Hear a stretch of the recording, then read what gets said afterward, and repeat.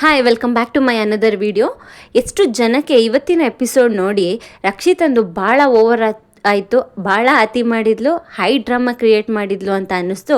ಈ ವಿಡಿಯೋಗೆ ಲೈಕ್ ಮಾಡಿ ನಿಮ್ಮ ಫ್ರಸ್ಟ್ರೇಷನ್ ಹೊರಗಾಕಿ, ಹಾಗೆ ನನಗೆ ಅನ್ನಿಸ್ತಂಗೆ ಎಷ್ಟು ಜನಕ್ಕೆ ಅನಿಸಿದ ನೋಡೋಣ. ಲೈಕ್ ಮಾಡಿ. ಹಾಗೆ ಕಾವ್ಯ ಕೊಟ್ಟಿದ್ದ ಕ್ಲಾರಿಟಿ ಎಷ್ಟು ಜನಕ್ಕೆ ಇಷ್ಟ ಆಯಿತು ಗಿಲ್ಲಿ ಮೇಲೆ. ಈಗ ನನಗೆ ಅರ್ಥ ಆಗ್ತಾ ಇಲ್ಲ, ಮನೆ ಜನ ಎಲ್ಲ ನೋಡಿ ಏನು ಹೇಳ್ತಿದ್ದಾರೆ, ಕಾವ್ಯ ಗಿಲ್ಲಿಗೆ ಸ್ಟ್ಯಾಂಡ್ ತೊಗೊತಿದ್ದಾಳೆ, ಅದು ಬಿಟ್ಟರೆ ಇನ್ನೇನು ಮಾಡ್ತಿಲ್ಲ ಅಂತ.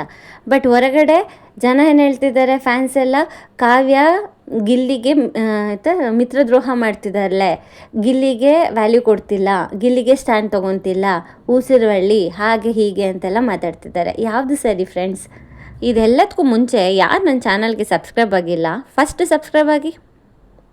ಆದ್ರೆ ಓಕೆ, ಚಲೋ ಎಪಿಸೋಡಲ್ಲಿ ಏನಿದೆ ಅಂತ ನೋಡೋಣ. ಇವತ್ತಿನ ಎಪಿಸೋಡು KD ನಂಬರ್ 1 ಅನ್ನೋ ಸಾಂಗಿಂದ ಸ್ಟಾರ್ಟ್ ಆಗಿದೆ, ವೇಕಪ್ ಸಾಂಗಿಂದ. ಎಲ್ಲರೂ ಮಸ್ತಾಗಿ ಸ್ಟೆಪ್ಸ್ ಹಾಕಿದ್ರು, ರಕ್ಷಿತಾ ಫುಲ್ ಎನರ್ಜೆಟಿಕ್ಕಾಗಿ ಡ್ಯಾನ್ಸ್ ಮಾಡಿದ್ಲು, ಎಲ್ಲ ಚೆನ್ನಾಗಿ ಮಾಡಿದರು. ಅದಾದಮೇಲೆ ಬಿಗ್ ಬಾಸು ಮನೆ ಫುಲ್ಲು ಸೈಲೆಂಟಾಗಿದೆ, ಏನಾದ್ರು ಒಂದು ಬಾಂಬ್ ಹಾಕಬೇಕು, ಹಿಂಗಿರೋದು ನಂಗೆ ಇಷ್ಟ ಇಲ್ಲ ಅಂದ್ಬಿಟ್ಟು ಒಂದು ಆ್ಯಕ್ಟಿವಿಟಿನ ಕೊಡ್ತಾರೆ. ಚೆನ್ನಾಗಿತ್ತು ಆ್ಯಕ್ಟಿವಿಟಿ. ಬಿಗ್ ಬಾಸ್ ಒಂದು ಅನೌನ್ಸ್ಮೆಂಟ್ ಮಾಡ್ತಾರೆ, ಮನೆಯ ಆಗು ಹೋಗುಗಳಲ್ಲಿ ಪಾಲ್ಗೊಳ್ಳುವುದು, ಮನೆಯ ವಿಚಾರದಲ್ಲಿ ಧ್ವನಿ ಎತ್ತುವ ಸಾಮರ್ಥ್ಯ ಇರುವುದು, ವ್ಯಕ್ತಿತ್ವದ ತೋರ್ಪಡಿಕೆ ಅಂದರೆ ಅವರ ಪ್ರೆಸೆನ್ಸು, ಇದನ್ನು ಯಾರು ಮಾಡ್ತಾ ಇದ್ದಾರೆ ಇಷ್ಟು ದಿನದಿಂದ, ಯಾರು ಕರೆಕ್ಟಾಗಿ ಮಾಡ್ತಾ ಇದ್ದಾರೆ ಅವರಿಗೆ ನಂಬರ್ ವೈಸ್ ರ್ಯಾಂಕಿಂಗ್ ಕೊಡಬೇಕು ಅಂತ ಮನೆಯ ಕ್ಯಾಪ್ಟನ್ ಆಗಿರೋ ಧನುಷ್ಗೆ ಹೇಳ್ತಾರೆ. ಅದ್ರ ಪ್ರಕಾರ ಇಲ್ಲಿ ಧನುಷ್ ಅವರು ಜಾಸ್ತಿ ಪರಿಗಣನೆ ತೊಗೊಂಡಿರೋದೇನು ಅಂದರೆ, ವಾಯ್ಸ್ ಔಟ್ ಯಾರು ಮಾಡಿದ್ದಾರೆ, ಸ್ಟ್ಯಾಂಡ್ ಯಾರು ತೊಗೊತಿದ್ದಾರೆ, ಎಲ್ಲ ಇದನ್ನೆಲ್ಲ ಕನ್ಸಿಡರ್ ಮಾಡಿಬಿಟ್ಟು ಮಾಳಿಗೆ 11th ಪ್ಲೇಸು, 10th ಪ್ಲೇಸಲ್ಲಿ ಸೂರಜು, 9th ಪ್ಲೇಸಲ್ಲಿ ಧ್ರುವಂತು, 8th ಪ್ಲೇಸಲ್ಲಿ ರಾಶಿಕಾ, 7th ಸ್ಪಂದನ, 6th ರಘು ಅಣ್ಣ, 5th ಅಭಿಷೇಕ್, ಹಾಗೆ 4th ರಕ್ಷಿತಾ, 3rd ಪ್ಲೇಸಲ್ಲಿ ಅಶ್ವಿನಿ ಮೇಡಮ್, ಹಾಗೆ 2nd ಪ್ಲೇಸಲ್ಲಿ ನಮ್ಮ ಗಿಲ್ಲಿ, ಹಾಗೆ 1st ಪ್ಲೇಸಲ್ಲಿ ಕಾವ್ಯ ಅವ್ರಿಗೆ ಕೊಡ್ತಾರೆ. ಕಾವ್ಯಗೆ ಏನಕ್ಕೆ 1st ಪ್ಲೇಸ್ ಕೊಡ್ತಾರೆ ಅಂದರೆ, ಮನೇಲಿ ಕೊಟ್ಟಿರೋ ಕೆಲಸನ ಅಚ್ಚುಕಟ್ಟಾಗಿ ಮಾಡ್ತಾ ಇದ್ದಾಳೆ, ಅವಳಿಗೆ ಕೊಟ್ಟಿರೋ ಕೆಲಸ ಅವಳು ಮಾಡ್ತಿದ್ದಾಳೆ. ಹಾಗೆ ಅವಳಿಗೆ ಯಾವಾಗೆಲ್ಲ ಸ್ಟ್ಯಾಂಡ್ ತೊಗೋಬೇಕು ಅವಾಗ ನಿಂತು ಸ್ಟ್ಯಾಂಡ್ ತೊಗೊತಿದ್ದಾಳೆ, ಬೇರೆಯವ್ರಿಗೂ ಅವಶ್ಯಕತೆ ಇದ್ದರೆ ಮಾತಾಡ್ತಾಳೆ. ಇಷ್ಟಕ್ಕೆ ನನಗಿದೆಲ್ಲ ಕಾಣಿಸಿದೆ, ಹಾಗಾಗಿ ನಾನು ಇಲ್ಲಿ ಕೊಡ್ತಾಯಿದ್ದೀನಿ ಕಾವ್ಯಗೆ 1st ಪ್ಲೇಸ್. 2nd ಪ್ಲೇಸ್ ಯಾರಿಗೆ, ನಮ್ಮ ಗಿಲ್ಲಿಗೆ ಏನಂತ ಹೇಳಿ, ಸ್ಟ್ಯಾಂಡ್ ತೊಗೊಳ್ಳೋ ಕಡೆ ಸ್ಟ್ಯಾಂಡ್ ತೊಗೊತಾ ಇದೆಯಾ, ಆದರೆ ಬೇರೆಯವ್ರಿಗೆ ತುಂಬ ಕೀಳಾಗಿ ಹೀಯಾಳಿಸ್ಕೊಂಡು ಕಾಮಿಡಿ ಮಾಡಿಕೊಂಡು ಅವ್ರನ್ನ ಕಾಲು ಎಳಿತಾ ಇದೆಯಾ, ಹಾಗಾಗಿ ನಿಮಗೆ 2nd ಪ್ಲೇಸ್.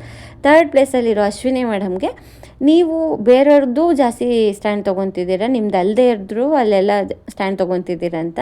ಸೇಮು ಯಾರು ನಮ್ಮ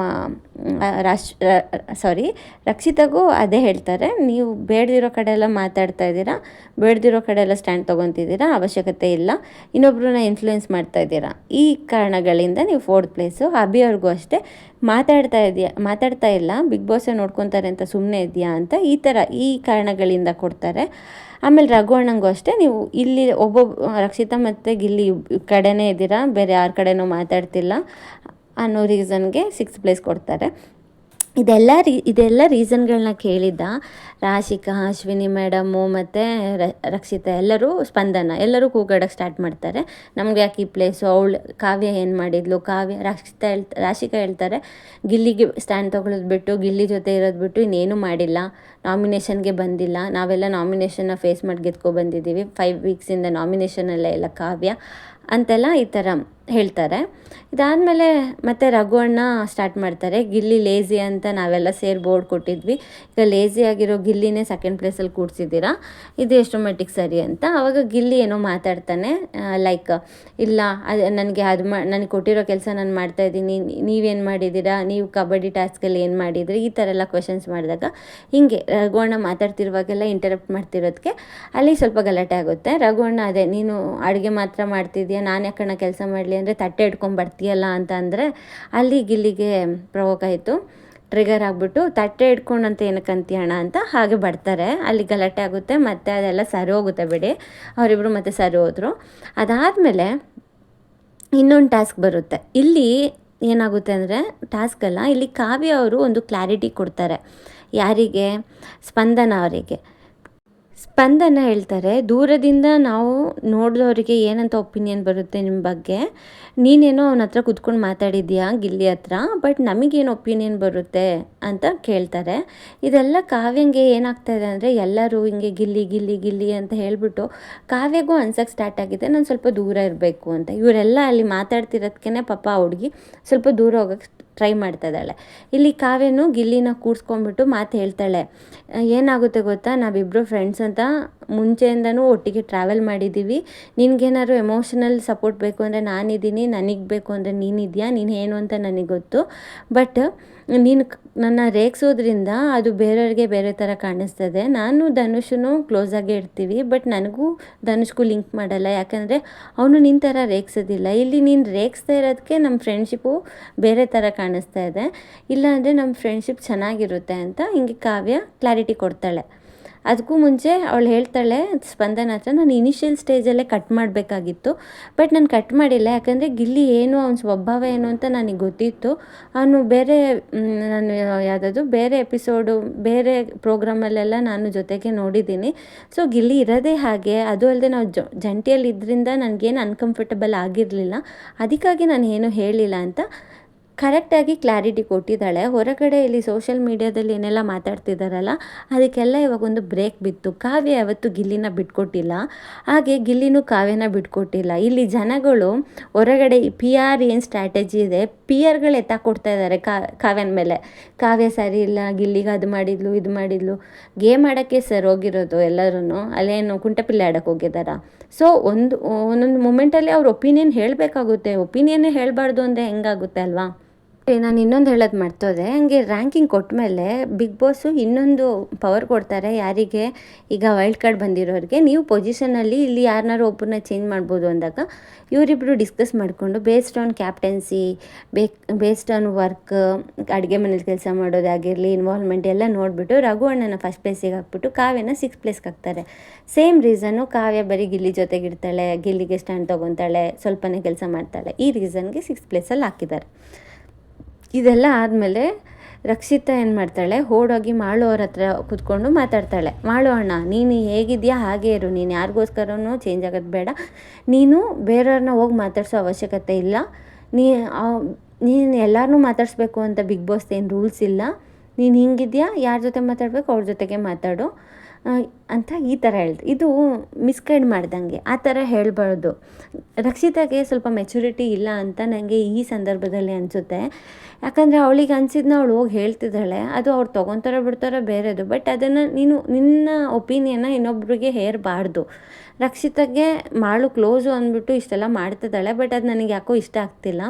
ಓಕೆ, ಅವಳ ಇಂಟೆನ್ಷನ್ ಚೆನ್ನಾಗೇ ಇರ್ಬೋದು, ಅವ್ರದ್ದು ಫ್ರೆಂಡ್ಶಿಪ್ಪು, ಅದಕ್ಕೆ ಹಾಗೆ ಮಾಡ್ತಿದ್ದಾಳೆ, ಬಟ್ ಇಷ್ಟೊಂದು ಮಾಡೋ ಅವಶ್ಯಕತೆ ಇಲ್ಲ. ಅಲ್ಲೆಲ್ಲ ಗೇಮ್ ಮಾಡೋಕ್ಕೆ ಬಂದಿದ್ದಾರೆ, ಅವ್ರ ಗೇಮ್ ಅವ್ರು ಆಡ್ಕೊತಾರೆ. ನೀನು ಒಂದು ಮಾತು ಹೇಳ್ಬೋದು, ಬೇಜಾರು ಮಾಡ್ಕೋಬೇಡ ಅಂತ, ಅದು ಬಿಟ್ಬಿಟ್ಟು ನೀನು ಹಿಂಗೆ ಇರು ಹಾಗೆ ಇರು ಅಂತ ಇನ್ಫ್ಲುಯೆನ್ಸ್ ಮಾಡೋದು ತಪ್ಪು. ಬಿಹೇವಿಯರ್ ಚೆನ್ನಾಗಿಲ್ಲ ಅಂದರೆ ಚೇಂಜ್ ಮಾಡ್ಕೊ ಅಂತ ಹೇಳಲಿ, ಪರವಾಗಿಲ್ಲ, ಆದರೆ ನೀನು ಈ ಥರ ಬಿಹೇವ್ ಮಾಡಿದರೆ ಮನೇಲಿ ವಿಲನ್ ಆಗ್ತಿ ಅಂತ ಗೊತ್ತಿದ್ದು ನೀನು ಹಿಂಗೆ ಮಾಡು ಅಂತ ಹೇಳೋದು ತಪ್ಪು ಅಲ್ವಾ. ಏನು ಹೇಳ್ತೀರಾ, ಕಮೆಂಟ್ ಮಾಡಿ ತಿಳಿಸಿ. ಇದಾದಮೇಲೆ ರಕ್ಷಿತಾ ಮತ್ತೆ ಹೋಗ್ಬಿಟ್ಟು ಧನುಷ್ ಹತ್ರನೂ ಮಾತಾಡ್ತಾರೆ. ಅವರು ಮನೇಲಿ ಎಲ್ಲ ಕೆಲಸ ಮಾಡ್ತಾ ಇದ್ದಾರೆ, ಆದರೂ ನಿಮಗೆ ಕಾಣಿಸ್ತಾ ಇಲ್ಲ. ಗಿಲ್ಲಿಗೆ ಓಟ್ ಜಾಸ್ತಿ ಇದೆ ಅಂದ್ಬಿಟ್ಟು ನೀವು ಅವರಿಗೆ ಸಪೋರ್ಟ್ ಮಾಡ್ತಾ ಇದ್ದೀರಾ. ಆ ಥರ ಎಲ್ಲ ಎಲ್ಲಿ ಅಲ್ಲಿ ರ್ಯಾಂಕಿಂಗ್ ಪ್ಲೇಸಲ್ಲಿ ಮಾತಾಡಿರ್ತಾಳೆ, ಅದನ್ನೇ ಮತ್ತೆ ಇಲ್ಲಿ ಮಾತಾಡ್ತಾಳೆ, ನಿಮಗೆ ಮಾಳು ಕಾಣೋದಿಲ್ಲ ಹಾಗೆ ಹೀಗೆ ಅಂತ, ನೀವು ಪಾರ್ಶಾಲಿಟಿ ಮಾಡಿದ್ದೀರಾ, ಸೇಫ್ ಪ್ಲೇ ಮಾಡಿದ್ದೀರಾ ಅಂತ, ಗೇಮ್ ಪ್ಲೇ ಮಾಡಿದ್ದೀರಾ ಅಂತ ಹೇಳ್ತಾಳೆ. ಬಟ್ ಧನುಷ್ ಹೇಳ್ತಾರೆ, ಹಾಗಾದರೆ ನೀನು ಯಾರು ಮಾಳುಗೆ ಹೊರಗಡೆ ಪಾಪ್ಯುಲಾರಿಟಿ ಇದೆ, ವೋಟ್ಸ್ ಇದೆ ಅಂದ್ಬಿಟ್ಟು ನೀನು ಈಗೆಲ್ಲ ಮಾತಾಡ್ತಿದ್ದೀಯ, ನೀನಾಗಿದ್ದರೆ ಯಾವ ಪ್ಲೇಸಲ್ಲಿ ನಿಲ್ಲಿಸ್ತೀಯ ಅಂದರೆ 4th ಪ್ಲೇಸಲ್ಲಿ ನಿಲ್ಲಿಸ್ತಿದ್ದೆ, ಇಲ್ಲ 3rd ಪ್ಲೇಸಲ್ಲಿ ನಿಲ್ಲಿಸ್ತಿದ್ದೆ ಅಂತ ಅಂದಾಗ, ಹಾಗಿದ್ರೆ ನೀನು ಹೀಗೆ ಮಾಡ್ತಿದ್ದ, ಅವ್ರಿಗೆ ಪಾಪ್ಯುಲಾರಿಟಿ ಇದೆ ಅಂತ ನಿಲ್ಲಿಸ್ತಿದ್ದ ಅಂತ ಕೇಳಿದಾಗ ರಕ್ಷಿತನ ಹತ್ರ ಆನ್ಸರ್ ಇಲ್ಲ, ನೀವು ಅದೆಲ್ಲ ಮಾತಾಡಬೇಡಿ ಅಂತ ಹೇಳ್ತಾಳೆ. ಅದೇ 4th ಪ್ಲೇಸಲ್ಲಿ ಇದ್ದವ್ರನ್ನ ಎಲ್ಲಿಗೆ ಹಾಕ್ತಿದ್ದೆ ಅಂದರೆ ಅದಕ್ಕೂ ಆನ್ಸರ್ ಇಲ್ಲ. ಸೊ ರಕ್ಷಿತಾ ಕಣ್ಮುಚ್ಕೊಂಡು ಆಟಾಡ್ತಾ ಇದ್ದಾಳ ಏನೋ, ನನಗೆ ಅರ್ಥ ಆಗ್ತಾಯಿಲ್ಲ. ಅವಳ ಕೆಲಸ ಏನಿದೆ ಅದು ಮಾಡಿದರೆ ಚೆನ್ನಾಗಿರುತ್ತೆ. ಇವತ್ತು ಇಷ್ಟು ದಿನ ರಕ್ಷಿತಾ ಅಂದರೆ ಚೆನ್ನಾಗಿ ಅನಿಸೋದು, ಬಟ್ ಇವತ್ತು ಒಂದು ಎಪಿಸೋಡಲ್ಲಿ ರಕ್ಷಿತನ ಗ್ರಾಫ್ ಹಿಂಗೆ ಡೌನ್ ಆಯಿತು ಅಂತ ನನಗನ್ನಿಸ್ತು. ಇವತ್ತು ರಕ್ಷಿತನ ಬಿಹೇವಿಯರು ನನಗೆ ಇಷ್ಟ ಆಗಿಲ್ಲ. ನಾಮಿನೇಷನ್ ಟೈಮಲ್ಲಿ ಮಾತಾಡೋಣ, ಹೇಳೋಣ ಅದ್ರ ಬಗ್ಗೆ. ಇಲ್ಲಿ ಮಾಳುಗೆ ಪ್ರಾಬ್ಲಮ್ ಆಯಿತು ಅಂದರೆ ಮಾಳು ಮಾತಾಡ್ತಾರೆ. ಮಾಳುದು ಮೌತ್ ಪೀಸ್ ಥರ ರಕ್ಷಿತ ಏನಕ್ಕೆ ಮಾತಾಡಬೇಕು? ಮಾಳುಗೂ ದೇವರು ಬಾಯಿ ಕೊಟ್ಟಿದ್ದಾರೆ, ನಾಲ್ಗೆ ಕೊಟ್ಟಿದ್ದಾರೆ, ಮಾತಾಡೋ ಶಕ್ತಿ ಕೊಟ್ಟಿದ್ದಾರೆ, ಮಾತಾಡ್ತಾರೆ. ಅವ್ರಿಗೆ ಪ್ರಾಬ್ಲಮ್ ಆಯಿತು ಅಂದರೆ ಮಾಳು ಮಾತಾಡ್ತಾರೆ. ರಕ್ಷಿತ ಮಾತಾಡೋ ಅವಶ್ಯಕತೆಯೇ ಇರಲಿಲ್ಲ. ಅತಿಯಾಗಿ ಅತಿರೇಕ ಮಾಡಿದರು ಅಂತ ನನಗೆ ಅನ್ನಿಸ್ತು. ನಿಮ್ಗೇನು ಅನ್ನಿಸ್ತು ನನಗೆ ಕಮೆಂಟ್ ಮುಖಾಂತರ ತಿಳಿಸಿ. ಅದಾದಮೇಲೆ ನಾಮಿನೇಷನ್ ಟಾಸ್ಕು, ಚಾಕುನ ಚುಚ್ಚಿಬಿಟ್ಟು ನಾಮಿನೇಟ್ ಮಾಡೋದು. ಇಲ್ಲಿ ಏನು ಅಂದರೆ ಅವ್ರಿಗೆ ಕೊಟ್ಟಿರೋದೇನು ಆ ಬೆಡ್ ಇದೆ, ಆ ಬೆಡ್ಡಲ್ಲಿ ಎಷ್ಟು ಚಾಕುಗಳಿದೆ ಅದನ್ನು ಬೇರೆಯವರಿಗೆ ನಾಮಿನೇಟ್ ಮಾಡೋಕ್ಕೆ ಯೂಸ್ ಮಾಡ್ಕೋಬೇಕು. ಇಲ್ಲಿ ಕಾವ್ಯ 2 ತಗೊಂಡು ರಾಶಿಕಾ ಮತ್ತು ರಕ್ಷಿತಾಗೆ ಕೊಡ್ತಾರೆ. ರಕ್ಷಿತಾಗೆ ಏನು ರೀಸನ್ ಕೊಡ್ತಾರೆ ಅಂದರೆ, ನೀವು ನಿಮ್ದಲ್ಲದೆ ಇರೋ ಟಾಪಿಕಲ್ಲಿ ಜಾಸ್ತಿ ಇನ್ವಾಲ್ವ್ ಆಗ್ತಾ ಇದ್ದೀರಾ, ನಿಮ್ಮ ಬೇರೆಯವ್ರ ಮಾತು ನೀವೇ ಮಾತಾಡ್ತಿದ್ದೀರಾ ಅಂತ ಕೊಡ್ತಾರೆ. ಹಾಗೆ ರಾಶಿಕಂಗೂ ಅಷ್ಟೇ, ನಾನು ಗಿಲ್ಲಿಗೆ ಸ್ಟ್ಯಾಂಡರ್ಡು ತೊಗೊತಿದ್ದೀನಿ, ನೀವು ಅದನ್ನು ತೊಗೊತಿಲ್ಲ ಅಂತ ಈ ಥರ ನಾಮಿನೇಟ್ ಮಾಡ್ತಾರೆ. ಇಲ್ಲಿ ರಾಶಿಕಂಗೂ ಮತ್ತು ಕಾವ್ಯಂಗೂ ತುಂಬ ದೊಡ್ಡ ಗಲಾಟೆ ಆಗುತ್ತೆ. ನಂಗೆ ಅದರಲ್ಲೇನು ಭಾಳ ಇಂಟ್ರೆಸ್ಟ್ ಅಂತ ಅನ್ನಿಸ್ಲಿಲ್ಲ. ರಾಶಿಕಾ ಯಾವಾಗಲೂ ಸುಮ್ಮನೆ ಕಿಡ್ಚಾಡ್ತಾರೆ, ಅಂದರೆ ಬೇರೆಯವ್ರ ಮಾತನ್ನ ಓವರ್ಲ್ಯಾಪ್ ಮಾಡ್ತಾ ಇದ್ದಾರೆ. ಅವ್ರ ವಾಯ್ಸೇ ಬರ್ದಿರಂಗೆ ಸುಮ್ಮನೆ ಅನ್ನೆಸೆಸರಿ ಕಿಡ್ಸ್ತಾರೆ. ಅದು ಚೆನ್ನಾಗಿ ಅನ್ನಿಸ್ತಾ ಇಲ್ಲ. ರಕ್ಷಿತಾ ಏನು ರೀಸನ್ನೇ ಕೊಡದೆ ಸುಮ್ಮನೆ ಹೊರಟೋಗ್ತಾಳೆ, ಅದಕ್ಕೆ ನಾನು ಏನು ಪ್ರತಿಕ್ರಿಯೆ ಕೊಡಲ್ಲ ಅನ್ನೋ ಥರ. ಇದು ಸ್ವಲ್ಪ ಆರೋಗ್ಯಂಟ್ ಅಂತ ಅನ್ನಿಸ್ತು. ಇಲ್ಲಿ ನನಗೆ ಇಂಟ್ರೆಸ್ಟಿಂಗ್ ಆಗಿರೋ ನಾಮಿನೇಷನ್ ಯಾರ್ದು ಅಂದರೆ, ರಕ್ಷಿತಾ ಗಿಲ್ಲಿನ ಮತ್ತು ಕಾವ್ಯನ ಚುಚ್ಚಿದ್ದು. ಇಲ್ಲಿ ನನಗೆ ರಕ್ಷಿತನ ಬಿಹೇವಿಯರು ದಿ ವರ್ಸ್ಟ್ ಅಂತ ಅನ್ನಿಸ್ತು. ಏನು ಗುರು, ಈ ಹುಡುಗಿ ಎಷ್ಟು ಮುಗ್ದಳಾಗಿದ್ಲು, ಎಷ್ಟು ಕ್ಯೂಟಾಗಿದ್ಲು, ಈ ಥರ ಎಲ್ಲ ಬಿಹೇವ್ ಮಾಡಿದ್ಲು. ಹಾವ ಭಾವ ಡ್ಯಾನ್ಸ್ ಮಾಡಿಕೊಂಡು ಓಡಾಡಿಕೊಂಡು ತುಂಬ ಓವರ್ ಡ್ರಾಮ್ಯಾಟಿಕ್ಕಾಗಿ ಮಾತಾಡಿದ್ದು ತುಂಬ ಓವರ್ ಆಯಿತು. ಗಿಲ್ಲಿ ನೀವು ಇರೋದ್ರಿಂದ ಗಿಲ್ಲಿ ಗೇಮ್ ಚೆನ್ನಾಗಿ ಆಡ್ತಿಲ್ಲ, ನೀವು ಹೋದ್ರೆ ಸರಿ ಹೋಗೋದು. ಅಂದರೆ ನನಗೇನು ಅನಿಸುತ್ತೆ ಅಂದರೆ, ರಕ್ಷಿತಂಗೆ ಕಾವ್ಯ ಗಿಲ್ಲಿ ಜೊತೆ ಕ್ಲೋಸ್ ಆಗಿರೋದೇ ಇಷ್ಟ ಇಲ್ವಾ ಅಂತ ಅನ್ನಿಸ್ತಾ ಇದೆ. ನಿಮಗೆಲ್ಲ ಏನು ಅನ್ನಿಸ್ತಿದೆ? ರಕ್ಷಿತಾ ಮ್ಯಾಡಮ್ಗೆ ವಿನ್ನಿಂಗ್ ಮೂಮೆಂಟ್ ಬೇಕು, ಬಟ್ ಎಫರ್ಟ್ ಹಾಕಂಗಿಲ್ಲ. ಇದು ತುಂಬ ಸರ್ಕ್ಯಾಸ್ಟಿಕ್ಕಾಗಿ ತುಂಬ ಡ್ರಮ್ಯಾಟಿಕ್ಕಾಗಿ ಹೇಳಿದರು. ಆ ರಕ್ಷಿತಂದು ಆವ ಭಾವ ಅದೇನದು ಡ್ಯಾನ್ಸ್ ಮಾಡ್ಕೊಂಡೆಲ್ಲ ಮಾತಾಡಿದ್ದು ಭಾಳ ಇರಿಟೇಟಿಂಗ್ ಆಗಿತ್ತು. ನನಗಂತೂ ಭಾಳ ಸಿಟ್ಟು ಬಂತು. ಏನಪ್ಪ ಈ ಹುಡುಗಿ ಇಷ್ಟು ವರ್ಸ್ಟಾಗಿ ಬಿಹೇವ್ ಮಾಡ್ತಿದ್ದಾಳೆ ಅಂತ. ಅಂದರೆ ರಕ್ಷಿತಂಗೆ ಭಾಳ ಓವರ್ ಕಾನ್ಫಿಡೆಂಟ್ ಬಂದುಬಿಟ್ಟಿದೆ, ಹೊರಗಡೆ ನನಗೆ ಜನಗಳಿದ್ದಾರೆ, ನನ್ನ ಸೇವ್ ಮಾಡ್ತಾರೆ ಅಂತ. ಈ ಥರ ಎಲ್ಲ ಆಮೇಲೆ ಹೇಳ್ತಾರೆ, ನೀವು ಇಲ್ಲಿರೋಕ್ಕೆ ಲಾಯಕ್ಕಿಲ್ಲ, ನೀವು ಹೊರಗಡೆ ಹೋಗಿ, ನೀವು ಹೊರಗಡೆ ಹೋದರೆ ಗಿಲ್ಲಿ ಗೇಮ್ ಚೆನ್ನಾಗಿ ಆಡ್ತಾನೆ ಅಂತ. ಇವನ್ ಮಾಳು ಮೌತ್ ಪೀಸ್ ರಕ್ಷಿತಾ ಆಗಿದ್ದಾಳೆ. ಹಾಗಂತ ಇವಾಗ ರಕ್ಷಿತಾ ನೀನು ಹೊರಗಡೆ ಹೋಗು, ಮಾಳು ಚೆನ್ನಾಗಿ ಆಡ್ತಾನೆ ಅಂತ ಹೇಳೋಕ್ಕಾಗುತ್ತಾ? ಈ ಥರ ಮಾತುಗಳು ತುಂಬ ಲೂಸ್ ಟಾಕ್ಸು ಇವತ್ತು ರಕ್ಷಿತಾ ಮಾತಾಡಿದ್ದು ನನಗೆ ಇಷ್ಟನೇ ಆಗಲಿಲ್ಲ. ನನಗಿಂತ ನೀವು ಟಾಸ್ಕ್ ಏನು ಚೆನ್ನಾಗಿ ಆಡ್ತಾ ಇಲ್ಲ, ನೀವು ನನಗೆ ಕಾಂಪಿಟೇಷನ್ನೇ ಅಲ್ಲ ಅಂತ ಅದು ಓಕೆ, ಅಕ್ಸೆಪ್ಟ್ ಮಾಡೋಣ. ಬಟ್ ಈ ಗಿಲ್ಲಿ ಮ್ಯಾಟ್ರು ತಂದಿದ್ದು ಇದೆಲ್ಲ ನಿಮಗೆ ಎಫರ್ಟ್ ಹಾಕಂಗಿಲ್ಲ, ನಿಮಗೆ ಫಸ್ಟ್ ಪ್ಲೇಸೇ ಬೇಕು ಹಾಗೆಲ್ಲ. ಅಂದರೆ ನನಗೆ ಅನಿಸ್ತು, ಕಾವ್ಯನ ಫಸ್ಟ್ ಪ್ಲೇಸಲ್ಲಿ ಇಟ್ಟಿದ್ದು ರಕ್ಷಿತಂಗೆಲ್ಲೋ ತಡ್ಕೊಳಕ್ಕಾಗಿಲ್ಲ ಅಂತ ನನಗೆ ಫೀಲ್ ಆಗ್ತಿದೆ. ಅಂದರೆ ಅಲ್ಲಿ ಅವಳ ಕಾನ್ವರ್ಸೇಷನ್ ಕೇಳಿಬಿಟ್ಟು ನಂಗೆ ಅನ್ನಿಸ್ತು, ನಿಮಗೆ ವಿನ್ನಿಂಗ್ ಮೂಮೆಂಟ್ ಬೇಕು, ಅದಕ್ಕೆ ನೀನು ನನಗೆ ಸ್ಪಷ್ಟನೆ ಕೊಡು, ಸ್ಟ್ರಾಟಜಿ ಮಾಡ್ತಾಯಿದ್ದೀಯಾ ಅಂತ, ನೀವು ಸ್ಟ್ರಾಟಜಿ ಮಾಡ್ತಾಯಿದ್ದೀರಾ ಅಂತಲೂ ಹೇಳ್ತಾಳೆ. ಸ್ಟ್ರಾಟಜಿ ಅಂದರೆ ಏನು ಮಾಡ್ತಾಯಿದ್ದೀನಿ ಹೇಳು ಅಂದರೆ ಅವಳ ಹತ್ರ ಆನ್ಸರ್ ಇಲ್ಲ. ಸುಮ್ಮನೆ ಆಲಿಗೇಷನ್ಸ್ ಹಾಕಿದ್ದಾಳೆ, ಬಟ್ ಆಲಿಗೇಷನ್ನ ಪ್ರೂವ್ ಮಾಡ್ತಾ ಇಲ್ಲ, ಸುಮ್ಮನೆ ಬಾಯಿಗೆ ಬಂದಿದ್ದು ಮಾತಾಡಿದ್ಲು ಅಂತ ನನಗನ್ನಿಸ್ತು. ಬಟ್ ಇಲ್ಲಿ ಕಾವ್ಯ ಮಾತ್ರ ಸೂಪರಾಗಿ ಕೌಂಟರ್ ಕೊಟ್ಬಿಟ್ಟು ಈ ಸಲ ಅವ್ರದ್ದು ಗ್ರಾಫ್ ಹೆಂಗೋ ಮೇಲಕ್ಕೆ ಸೈ ಅಂತ ಹೋಗೋ ಥರ ಮಾಡಿಕೊಂಡ್ರು. ನಿಮ್ಗೇನು ಅನ್ನಿಸ್ತು ಫ್ರೆಂಡ್? ರಕ್ಷಿತಾ ಯೂಟ್ಯೂಬ್ ವ್ಲಾಗ್ನ ಕುಕ್ಕಿಂಗ್ ಮಾಡಿನೇ ಅಲ್ವಾ ಫೇಮಸ್ ಆಗಿದ್ದು, ಹಾಗೆ ಕಿಚನಲ್ಲೇ ಇದ್ದರೆ ಫೇಮಸ್ ಆಗ್ತೀನಿ ಅಂತ ಬಿಗ್ ಬಾಸ್ ಮನೇಲಿ ಅದೇ ಸ್ಟ್ರಾಟಜಿನ ಫಾಲೋ ಮಾಡ್ತಾ ಇದ್ದಾರೆ ಅಂತ ಅನಿಸುತ್ತೆ. ಹಾಗೆ ಮಾಳು ಜೊತೆ ಒಳ್ಳೆ ಬಾಂಡಿಂಗ್ ಇದೆ, ಅದು ರಿಯಲ್ ಬಾಂಡಿಂಗೆ, ಬಟ್ ಇಷ್ಟೊಂದು ಓವರೆಲ್ಲ ಮಾಡೋ ಅವಶ್ಯಕತೆ ಇರಲಿಲ್ಲ. ಮೆಚುರಿಟಿ ಸ್ವಲ್ಪ ಜಾಸ್ತಿನೇ ಬೇಕಿದೆ ಅಂತ ನನಗೆ ಅನ್ನಿಸ್ತಿದೆ. ಬೇರೆ ಎಲ್ಲ ವಿಷಯದಲ್ಲಿ ಇರೋ ಮೆಚುರಿಟಿ ಇದರಲ್ಲಿ ಏನಕ್ಕಿಲ್ಲ. ನಂಗೆ ಅನಿಸುತ್ತೆ ರಕ್ಷಿತಾ ಸ್ಟ್ರಾಟಜಿ ಮಾಡಿನೇ ಗಿಲ್ಲಿನ ಮತ್ತು ಕಾವ್ಯನ ನಾಮಿನೇಟ್ ಮಾಡ್ತಿದ್ದಾಳೆ. ಯಾಕಂದರೆ ಇಲ್ಲಿ ಇಬ್ಬರು ನಾಮಿನೇಷನಲ್ಲಿದ್ದರೆ ಓಟು ಡಿವೈಡ್ ಆಗೋದಿಲ್ಲ, ಆವಾಗ ಯಾರೋ ಒಬ್ರು ಹೋಗ್ತಾರೆ. ಕಾವ್ಯ ಗಿಲ್ಲಿ ಸಪೋರ್ಟಿಂದನೇ ಇದ್ದಾಳೆ. ಇದೆಲ್ಲ ರಕ್ಷಿತಂದು ಮೈಂಡಲ್ಲಿದೆ. ಸೊ ಅದಕ್ಕಾಗಿ ಇಬ್ಬರು ನಾಮಿನೇಟ್ ಮಾಡಿದರೆ ಯಾರಾದರೂ ಒಬ್ಬರು ಹೋಗ್ತಾರೆ ಅನ್ನೋದು ಚೆನ್ನಾಗಿ ಗೊತ್ತಿನೇ ಫುಲ್ ಸ್ಟ್ರಾಟಜಿಗಾಗೆ ಮಾಡಿದ್ದಾರೆ. ಕಾವ್ಯ ಕೊಟ್ಟರೆ ಟಕ್ಕರು ಸೂಪರಾಗಿತ್ತು. ನಿನ್ನ ಥರ ನನಗೆ ಡ್ರಾಮಾ ಮಾಡೋಕ್ಕೆ ಬರೋಲ್ಲ, ನಿನ್ನ ಥರ ಓವರ್ ಆ್ಯಕ್ಟ್ ಮಾಡಲ್ಲ, ಗಿಮಿಕ್ ಮಾಡಲ್ಲ, ಚೀಪ್ ಗಿಮಿಕ್ ಮಾಡಲ್ಲ ಅಂತೇಳಿ. ಹೌದು, ನನಗೆ ಇವತ್ತು ಮಾಡಿದ್ದೆಲ್ಲ ಚೀಪ್ ಗಿಮಿಕ್ ಅಂತಲೇ ಅನ್ನಿಸ್ತು. ಡ್ಯಾಗರ್ನ ಎತ್ತಿ ಚುಚ್ಚೋ ಬದಲು ಸೂರಜ್ ಡ್ಯಾಗರ್ ತೊಗೊಂಡೋಗಿ ಚುಚ್ಚುತ್ತೀನಿ, ಇದೆಲ್ಲ ಭಾಳ ಓವರ್ ಕಾನ್ಫಿಡೆಂಟ್ ಅಂತಲೂ ಅನ್ನಿಸ್ತು.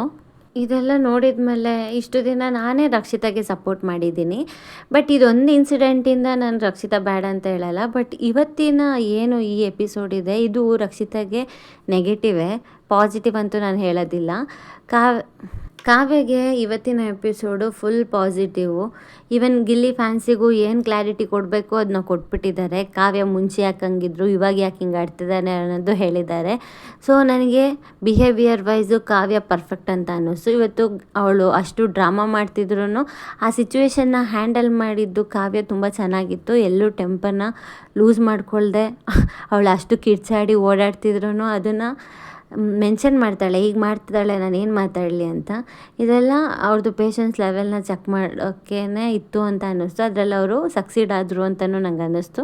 ಸೊ ಏನು ಅನ್ನಿಸ್ತು ನಿಮಗೆ ಎಪಿಸೋಡು? ನನಗೆ ಕಮೆಂಟ್ ಮುಖಾಂತರ ತಿಳಿಸಿ. ಇದು ನನ್ನ ಒಪಿನಿಯನ್ ಆಗಿದೆ. ನಂತರನೇ ನಿಮಗೂ ಒಪಿನಿಯನ್ ಸೇಮ್ ಅನಿಸಿದರೆ ನನಗೆ ಕಮೆಂಟ್ ಮುಖಾಂತರ ತಿಳಿಸಿ. ಸುಮಾರು ಜನಕ್ಕೆ ಇದು ಅಪೋಸ್ ಆಗಿಯೂ ಇರುತ್ತೆ, ಬಟ್ ನಾನೇನು ಮಾಡೋಕ್ಕಾಗೋದಿಲ್ಲ. ಇದು ನನ್ನ ಆನೆಸ್ಟ್ ಒಪಿನಿಯನ್. ರಕ್ಷಿತನ್ಗೆ ಇವತ್ತು ಗ್ಯಾರಂಟಿ ನೆಗೆಟಿವ್ ಎಪಿಸೋಡು, ಪಾಸಿಟಿವ್ ಅಂತೂ ಆಗ್ಲಿಕ್ಕೆ ಚಾನ್ಸೇ ಇಲ್ಲ. ನಿಮ್ಮ ಅನಿಸಿಕೆ ಅಭಿಪ್ರಾಯನ ನನಗೆ ಕಮೆಂಟ್ ಮುಖಾಂತರ ತಿಳಿಸಿ. ಹಾಗೆ ನನ್ನ ವಿಡಿಯೋ ನೋಡಿದ್ದಕ್ಕಾಗಿ ಧನ್ಯವಾದಗಳು.